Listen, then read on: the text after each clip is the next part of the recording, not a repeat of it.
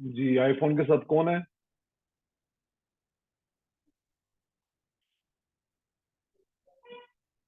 Sir, it's me, Sawat. Swat, अच्छा सवात अपने नाम से रीनेम कर दो उसको। Okay, sir.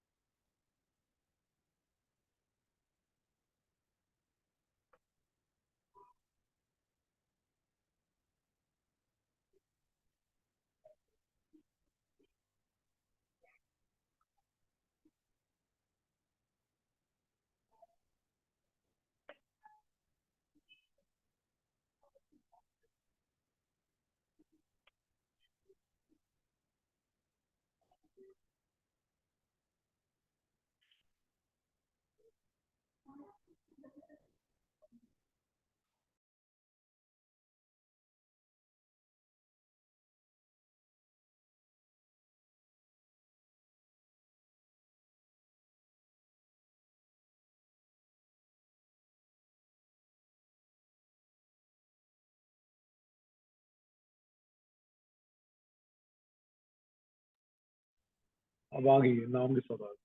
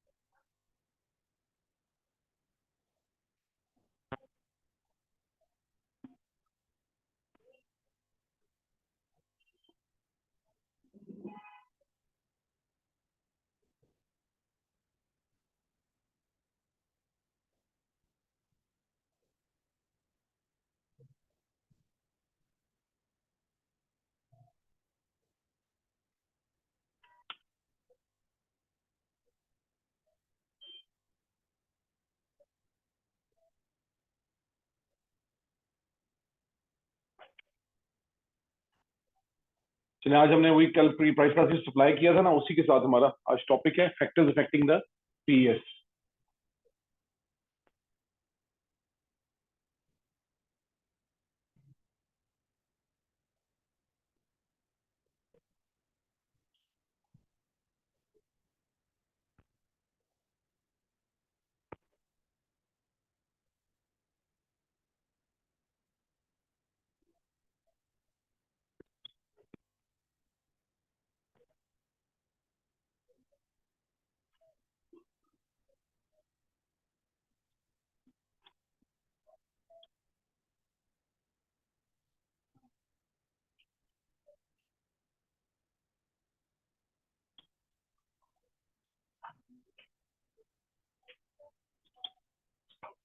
हाँ,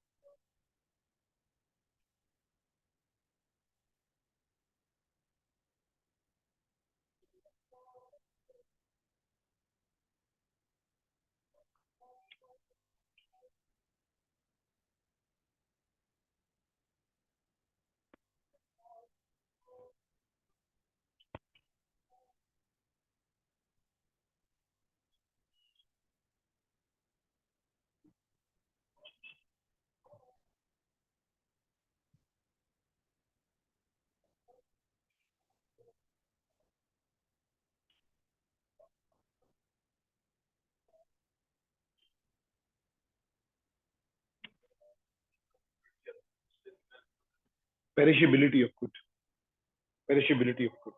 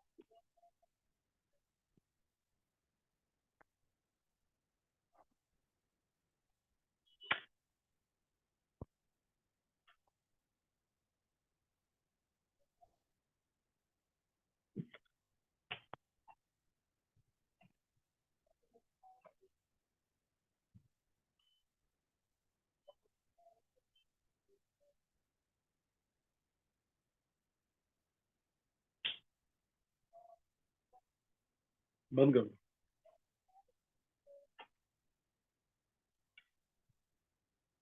चले भी, ये प्राइस इलास्टिक सप्लाई हम देख रहे थे, ठीक है। तो factors affecting the price elastic supply, supply जो है वो कभी कभी हमने देखा था इलास्टिक होती है, कभी इनइलास्टिक होती है, ठीक है। सप्लाई के ऊपर प्रोड्यूसर जो है वो प्राइस चेंज होने के साथ इमीडिएटली सप्लाई को इंक्रीज करता है, या वो it will take some time to increase the supply. तो there are many factors that could affect the price elastic supply. One of the ease of storing stocks. Ease of storing stock का मतलब है कि वो कितनी आसानी से अपने स्टॉक्स को जो है वो स्टोर कर सकता है, ठीक है। और अगर वो फॉर एग्जांपल अगर उसके पास लार्ज वेयर हाउस है, उसके पास बहुत सारी जो है क्या कहते हैं जगह अवेलेबल है, तो वहां वो क्या कर सकता है, they can easily store the stocks in the form of a raw material, in the form of a semi finish good, in the form of a finish good. और जैसी प्राइस बढ़ेगी वो उसको इजीली पहले होल्ड करके रखेगा अपनी supply को, और उसके बाद जैसे ही वो देखेगा मार्केट प्राइस बढ़ी है तो सप्लाई को फौरन इंक्रीज कर देगा।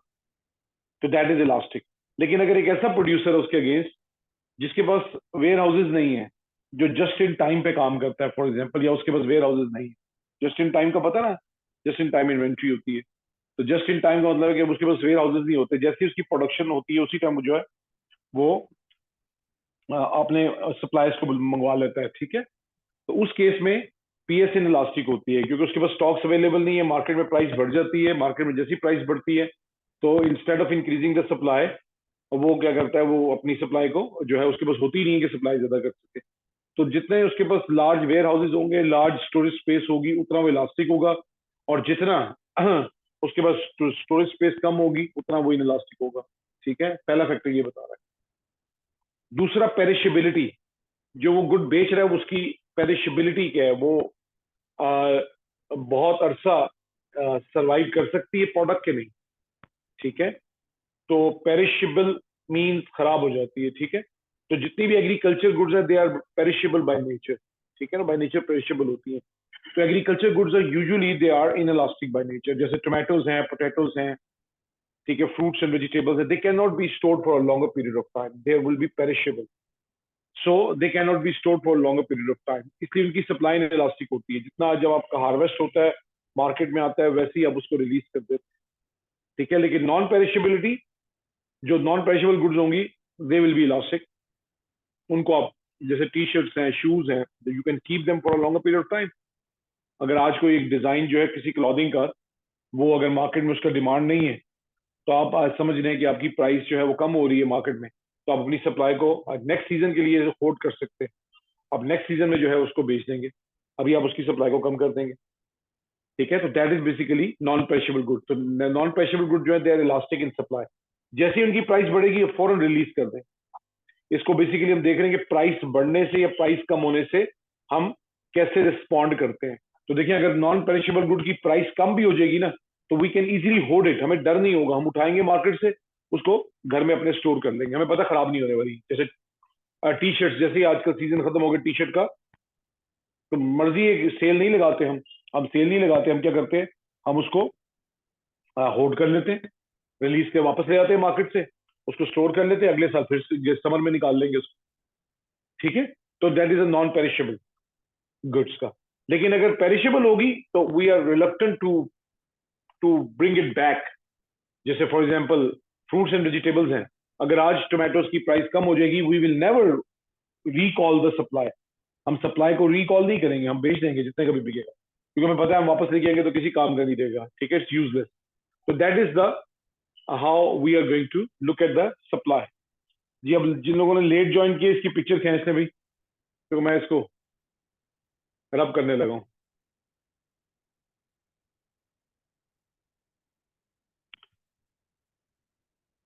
ठीक है, तो ये दो फैक्टर्स किसी को ना समझ आए हो, तो ease of storing stock is related with warehouse, ये बेसिकली वेयर हाउस के साथ रिलेटेड है, वेयर हाउसेस के साथ स्टोरेज स्पेस के साथ लिंक्ड है, और ये बेसिकली गुड्स की नेचर पे बेस कर रहा है कि गुड जो है वो खराब होने वाली है या नहीं खराब होगी। ठीक है, online any question? No sir. Late क्यों आए हो? देखे ना, सारे लेट आ रहे हैं यार। सॉरी सर, वो बाहर।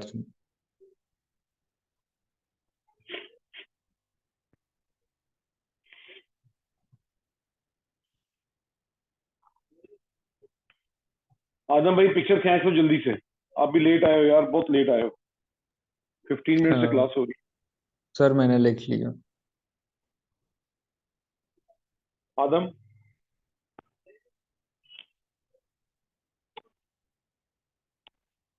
जी सर, अस्सलाम वालेकुम। लिख लो इसको, ठीक है, जल्दी से ठीक मैं है रब कर दूँ, रब कर दूँ। जी जी, कर दे, मैं स्क्रीनशॉट ले लिया। ठीक है। तो वेयर हाउस और पेरिशेबिलिटी ये डिसाइड करती है कि प्रोडक्ट आपकी, उसकी सप्लाई इलास्टिक होगी या इलास्टिक होगी। सप्लाई इलास्टिक हम कल देख रहे थे कि प्रोड्यूसर जो इलास्टिक इन सप्लाई होगा, he will gain maximum benefit in the case of price change, because वो प्राइस कम होने पे भी उसको होल्ड कर लेता है। ठीक है, अब देखें, आटे को होल्ड करना मुश्किल है, लेकिन चीनी को होल्ड करना आसान है। चीनी की जैसे प्राइस कम होती है, बिजनेसेस जो शुगर मिल्स होती हैं वो क्या करती हैं, वो सप्लाई को होल्ड कर लेती है और वेट करती है टाइम का, फिर उसके बाद रिलीज करती है उसको। ठीक है, तो ये जो होल्डिंग है ये पॉसिबल होती है विद इलास्टिक सप्लाई। अगर इलास्टिक सप्लाई होगी तो वो होल्ड नहीं कर पाएगा, प्राइस मार्केट में कम हो जाएगी तो उसको बेचना पड़ जाएगा। तीसरा जो इंपॉर्टेंट फैक्टर है इलास्टिसिटी को डिटरमिन करता है, that is the available FOPs, available factors of production.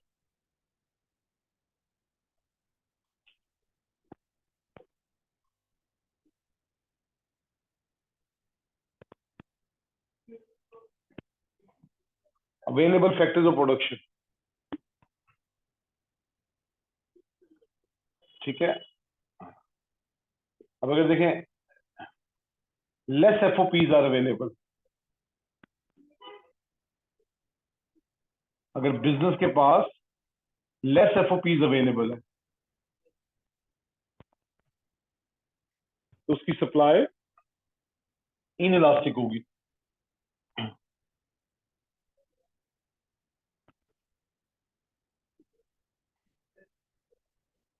Factors of production का मतलब है लैंड, लेबर एंड कैपिटल। तो एंटरप्राइज के पास अगर लैंड, लेबर एंड कैपिटल जो है वो लेस अवेलेबल है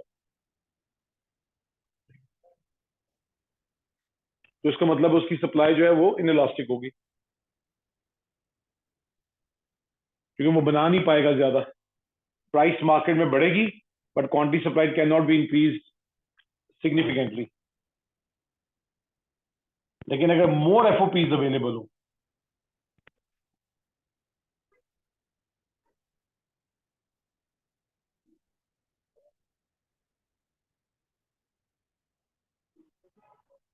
then supply will be elastic.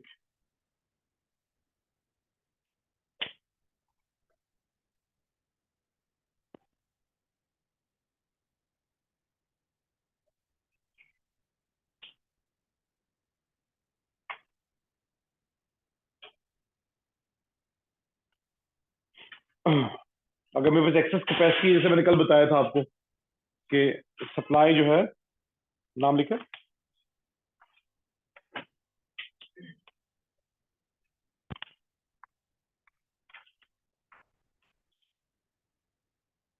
जी, कल जैसे मैंने आपको बताया था कि कोविड में सप्लाई ऐसे हो गई थी, ऐसे। ये क्यों ऐसे थी? क्योंकि आपके पास excess factors of production available थे। आपका लॉकडाउन चल रहा था, बिजनेसेस की सेल्स नहीं थी, और बिजनेसेस जो हैं they are basically having a lot of factors of production available. उनके पास लैंड, लेबर एंड कैपिटल बहुत ज्यादा अवेलेबल था, लेकिन उनके पास सेल्स नहीं थी। तो इस केस में आप विदाउट, ये परफेक्टली इलास्टिक है, ये देखें, यानी बहुत ज्यादा सप्लाई बढ़ जाएगी without a rise in the price. तो जितना आप इलास्टिक होंगे उतना यू आर इलास्टिक, जितना आपके पास एफओपी ज्यादा होंगे उतने आप इलास्टिक हो जाएंगे, क्योंकि आपके पास land, labour and capital available है, आप फौरन एडजस्ट कर सकते हैं मैक्सिमम कस्टमर्स को, तब अपनी सप्लाई को बहुत ज्यादा बढ़ा सकते हैं।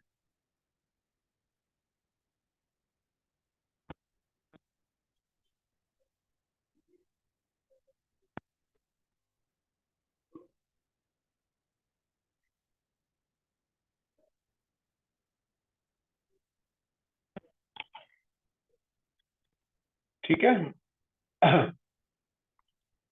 तो ये देखें, ये एफओपीज वाला फैक्टर है।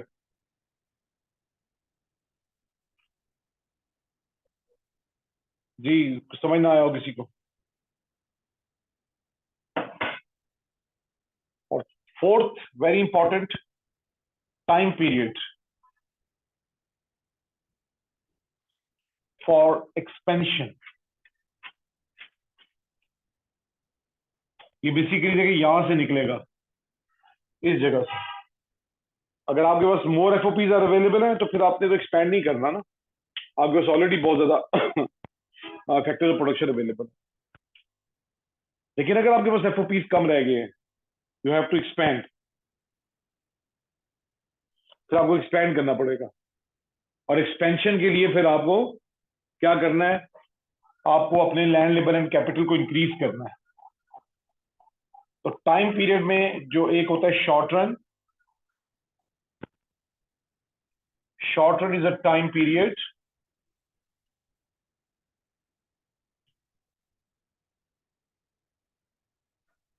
in which a firm can change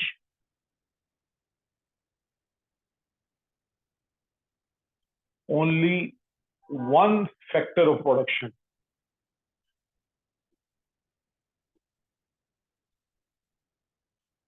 to increase the output.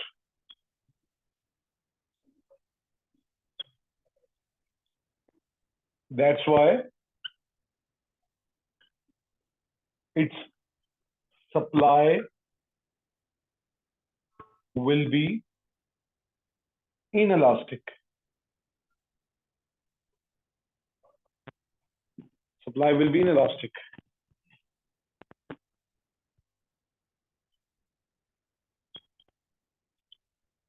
On the other hand, long run is a time period in which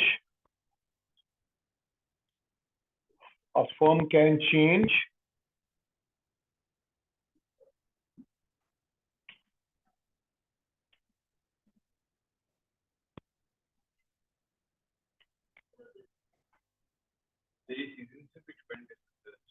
जी वो भी आखिरी वाला फैक्टर है can change all of its factors of production to increase the output. That's why its supply will be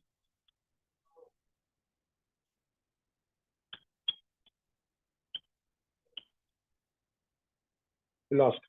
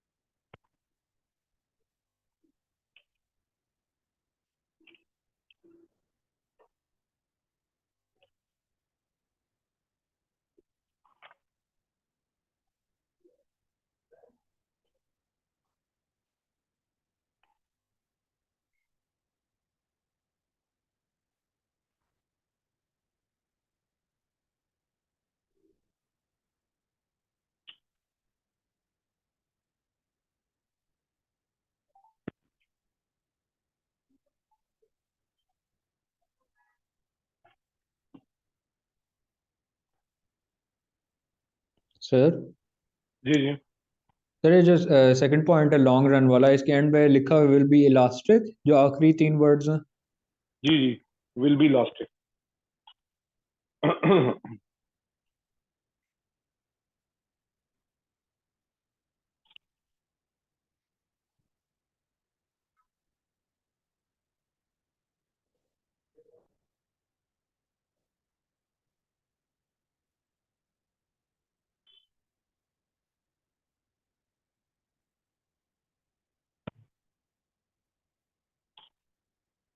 जी ठीक है अब जी देखें sir.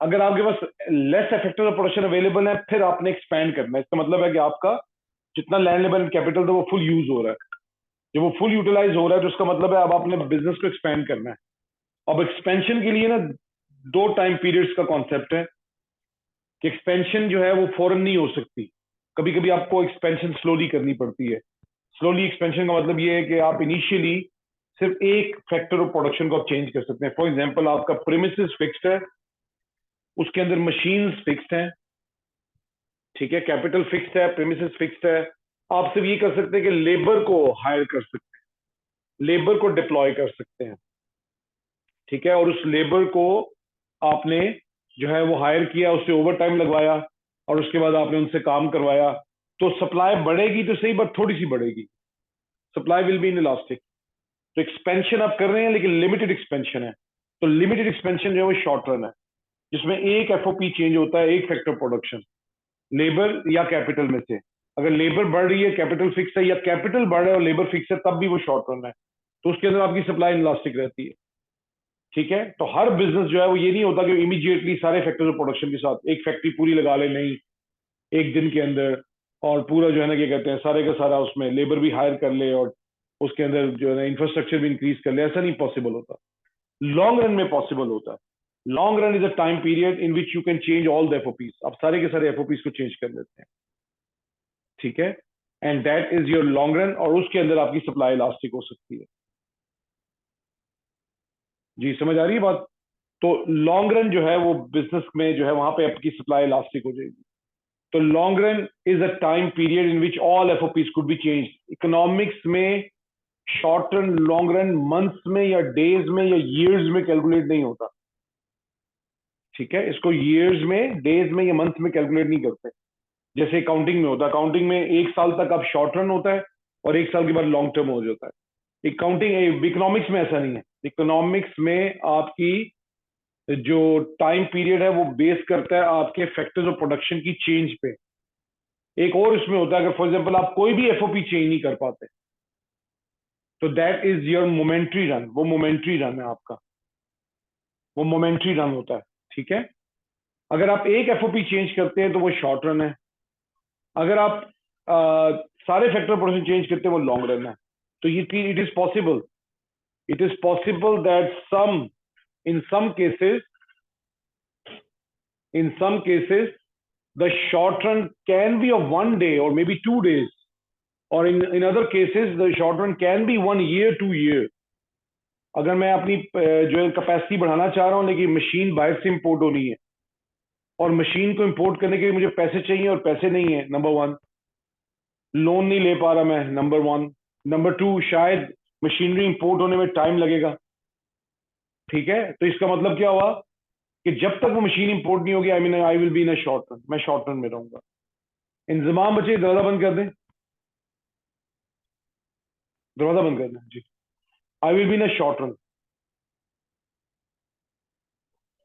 कुछ बिजनेसेस ऐसे हो सकते हैं जो शायद हफ्ते के अंदर अंदर एक नई फैक्ट्री लगा लें, एक नया प्रेमिसेस बना लें, उसमें मशीन्स को लेके आ जाए, लेबर लेके, उनका शॉर्ट रन एक हफ्ते तक होगा। जैसे ही वो 1 वीक के बाद अपनी लैंड लेबर एंड कैपिटल को इंक्रीज कर देंगे तो वो लॉन्ग रन में चलेंगे। Got the idea? समझ आ रही है ना? तो ये बेसिकली ये टाइम बेस करेगा इकोनॉमिक्स के अंदर फैक्ट्रीज के या बिजनेसेस के शॉर्ट रन लॉन्ग रन, वो बेस करेगा फैक्टर प्रोडक्शन की चेंज के ऊपर।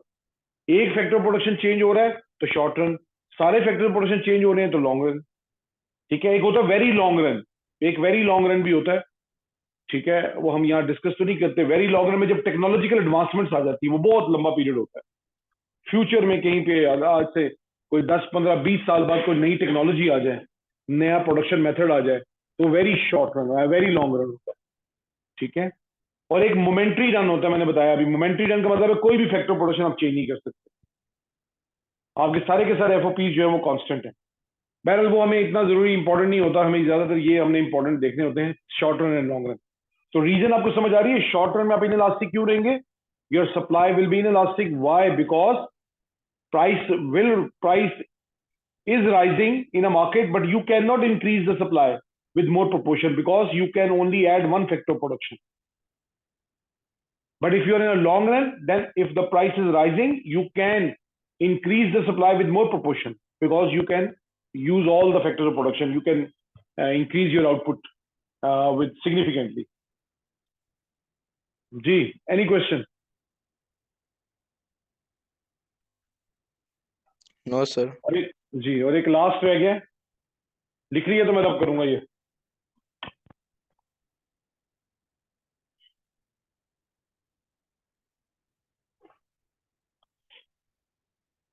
एंड दैट इज द, जो आप कह रहे थे, हमजा कह रहे थे, nature of a good.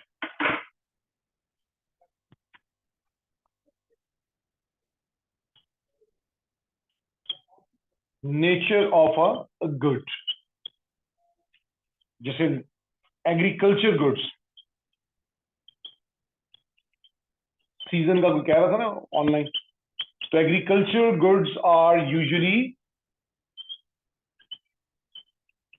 inelastic in supply because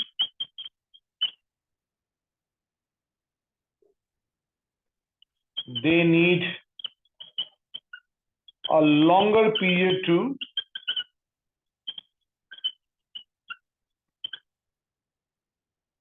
to manufacture,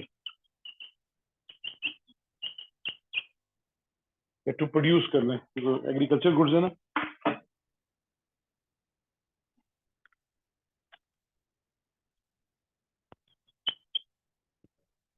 Agriculture goods are usually elastic in supply because they need a longer period to produce.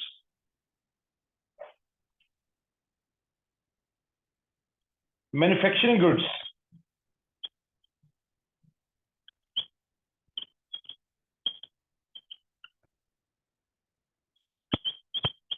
are elastic in supply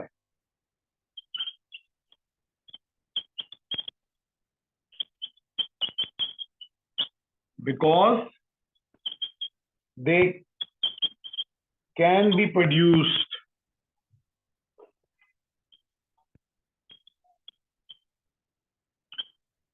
immediately.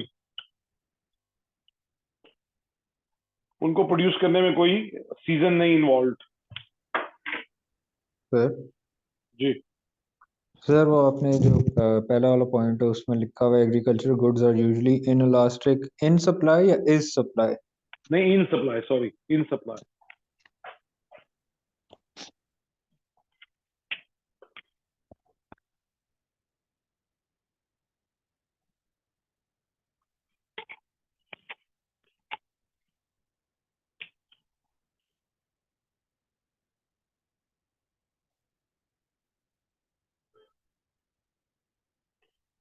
तो agriculture goods जो है वो inelastic होती है और उनको जो है ना क्या कहते हैं, उनको मैन्युफैक्चरिंग गुड्स जो है इलास्टिक होती है। यानी चेयर बनानी आसान है, किसी भी टाइम आप इनकी सप्लाई बढ़ा सकते हैं। लेकिन अगर आप कहें जी कि अभी वीट को लेके आ जाएं इस टाइम, अभी वो समर की प्रोडक्ट है, मैंगो समर की प्रोडक्ट है, तो इनकी सप्लाई जो है वो समर में इलास्टिक हो सकती है, विंटर में नहीं होगी। ठीक है, हाँ, विंटर में शुगर केन की या राइस की आजकल सप्लाई इलास्टिक है। ठीक है, तो एग्रीकल्चर गुड्स को जो है वो इलास्टिक। और ये क्वेश्चन अक्सर वो देता है कि how the agriculture goods can become elastic. Agriculture goods को कैसे इलास्टिक बना सकते हैं? कैसे सर?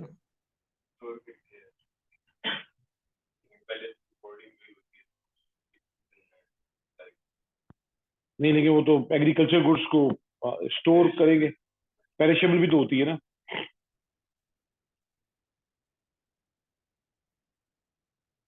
सोचें, एग्रीकल्चर गुड्स को एक तो तरीका ये है कि उसकी जो वेयर हाउस का जो सिस्टम है वो हमें चेंज करना पड़ेगा, हमें कोल्ड स्टोरेज पे लेके जाना पड़ेगा।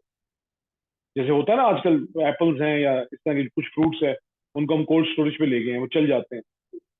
तो एक तो ये है कि एग्रीकल्चर गुड्स को हम उसके वेयर हाउस या स्टोरेज का जो है ना, और हम जो आप कह रहे थे उसको हम कोल्ड स्टोरेज में कन्वर्ट कर लें and make them to less perishable. ठीक है, दूसरा R&D के हम फार्मर्स को पैसा दे सकते हैं so that they could spend on research and development and come up with the new harvesting techniques or new crops that may be more that will be less perishable. ठीक है, तो कुछ ऐसी चीजें हम कर सकते हैं जिससे वो और जो है लेस पेरिशेबल क्रॉप्स को वो करें। ये क्वेश्चन आते हैं, बड़ा ट्रिकी होता है। वो कहता है कि आप कैसे इसको बना सकते हैं, एग्रीकल्चर गुड्स को इलास्टिक कैसे बनाएंगे। लेकिन वो ये होता है कि वो कहता है डिस्कस द एक्सटेंट। ठीक है, मैं एक क्वेश्चन बताता हूँ आपको। जी हाइब्रिड फॉर्म्स भी आ गई प्रोडक्शन की एग्रीकल्चर प्रोडक्ट्स को सर, वो हाइड्रोपोनिक और उन पे भी चल पड़े। किस पे चल पड़े? सर वो प्रोसेस होते हैं ना एग्रीकल्चर इनको प्रोडक्ट्स को बनाने के लिए, हाइड्रोपोनिक और इस तरह के वो हैं दो तीन प्रोसेस जिनमें सर वो वेयर हाउसेस के अंदर ये लगा देते हैं। जी जी, वेयर हाउस के लिए लगा देते हैं। वो है ना, केनाल फार्मिंग भी स्टार्ट हुई है ना, केनाल जी फार्मिंग है, एक और भी है, एक और भी फार्मिंग है। टोमेटोज जो है वो पूरे साल में प्रोड्यूस किए जा सकते हैं। तो बहुत सारी नई नई टेक्निक्स आ गई हैं।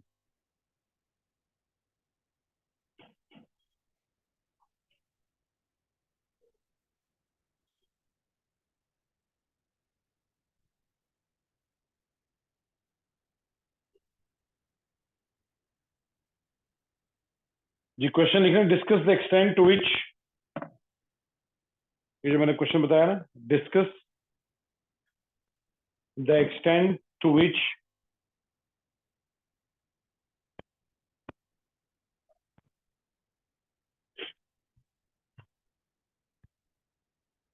discuss the extent to which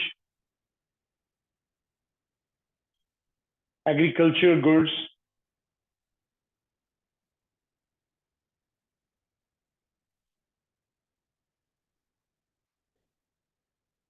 can become elastic in supply.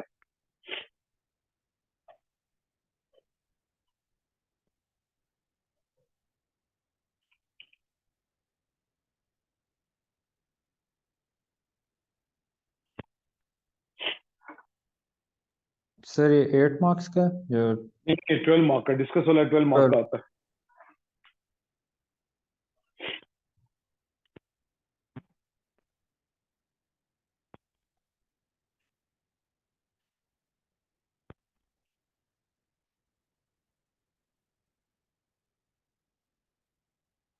अब ये एक्सटेंट की बात करें, आप इसको कंक्लूड कर सकते हैं टू वेरी स्मॉल एक्सटेंट, लेकिन इसके ऊपर आपको एनालिसिस पूरा करना पड़ेगा। तो पहले तो आप बताएंगे इसमें एक्सप्लेन पीएस करेंगे, प्राइस इलास्टिक सप्लाई एक्सप्लेन करेंगे, फिर आप बताएंगे व्हाई एग्रीकल्चरल गुड्स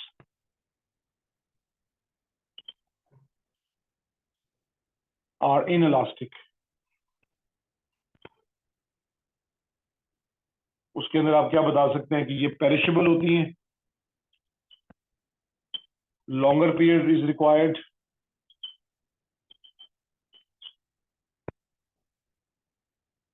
ठीक है, पेरिशेबल लॉन्गर पीरियड है, can't be stored for longer period of time, ठीक है। फिर आगे आप बताएंगे how they can become elastic in supply।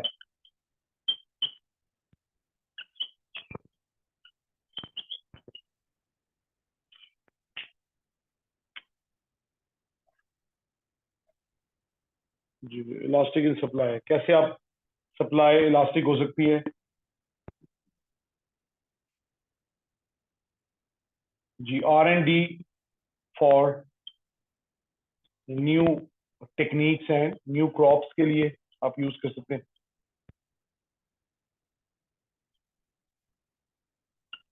R&D government पैसे देगी या जो भी करेगा वो आप फिर उसमें ऐड कर लें, ठीक है। इसके अलावा कोल्ड स्टोरेज,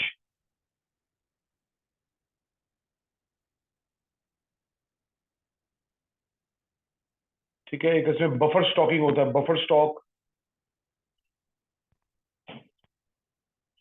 गवर्नमेंट परचेज करके इसको बफर स्टॉक कर लेती है अपने पास।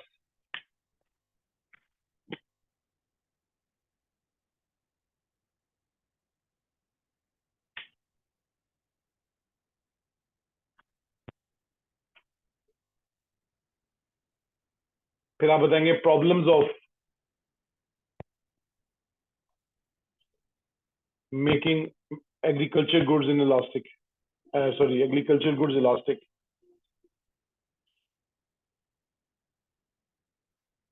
ये जो टेक्निक्स आपने बताई हैं इनके ऊपर बताएंगे, ये एक्सपेंसिव है, इसमें गवर्नमेंट सपोर्ट चाहिए होगी, दोनों में गवर्नमेंट जब सपोर्ट करेगी तो फार्मर्स को, तो गवर्नमेंट के लिए अपॉर्चुनिटी कॉस्ट होगी।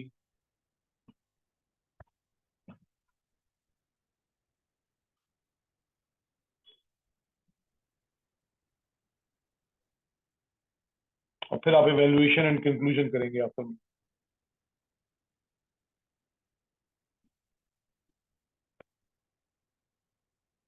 और वो इसके ऊपर बेस करेगी।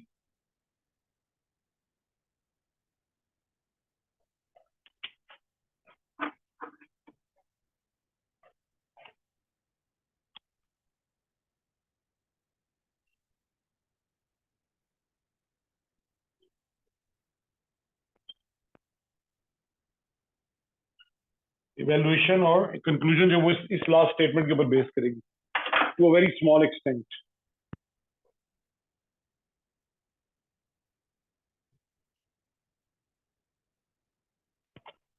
हमारा क्या कैमरे इससे तो नहीं आउट हुआ? No sir.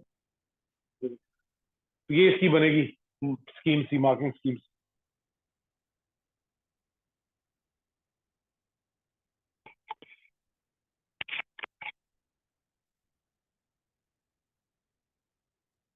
सर टेस्ट में कौन सी टॉपिक्स आ रही हैं? पूरा चैप्टर नंबर 2 आएगा टेस्ट में, ओके पूरा सर। चैप्टर नंबर 2 आएगा, क्योंकि मैं अभी कल कंज्यूमर सरप्लस प्रोड्यूसर सरप्लस खत्म हो जाएगा, कल और परसों।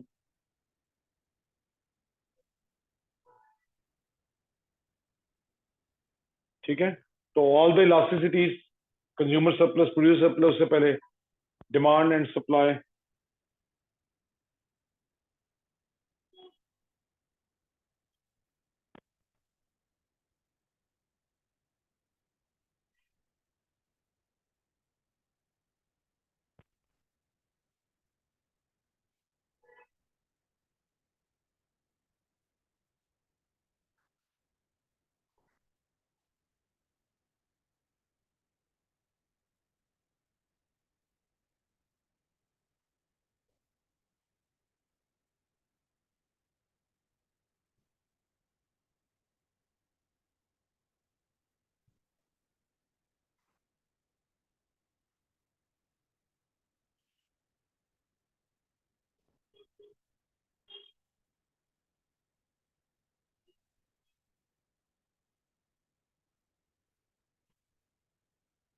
सही है।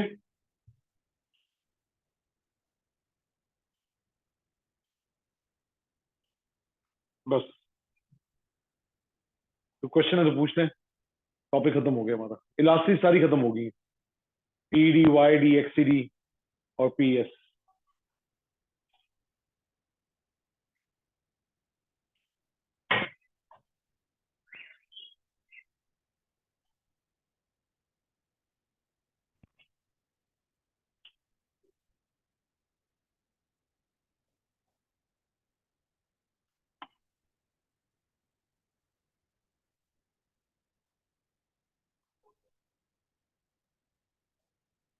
उसके बाद वो दूसरी क्लास में स्टार्ट करूंगा, ठीक है।